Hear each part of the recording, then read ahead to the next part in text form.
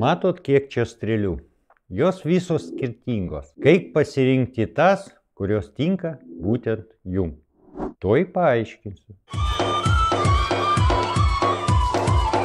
Nereikia bijoti tokios įvairovės. Kiekviena strėlė turi savo paskirtį.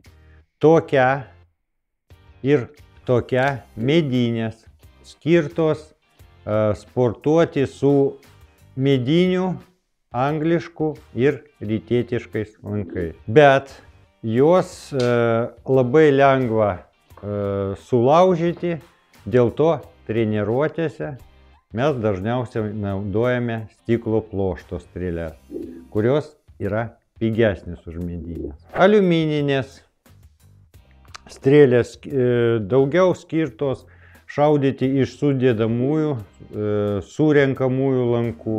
Irgi nebrangios, bet labai patvarios. Anglies plošto strėlės būna ir naujokam, ir profesionalam, priklausomai nuo kainos. Bet tokiam lankui kaip snaikas aš rekomenduoju tokio tipo strėlę. Pradedant šaudyti iš lanko, neskubėkite pirkti labai brangių strėlių.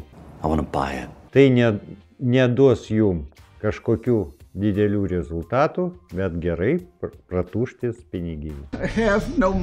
Jeigu norit pašaudyti visom tom strėlėm iš skirtingų lankų tipų, kviečiu jūs pas save. Kai tai padaryti, nuoroda aprašyme. Iš jūsų laikas, prenumerata, komentarai. Iki.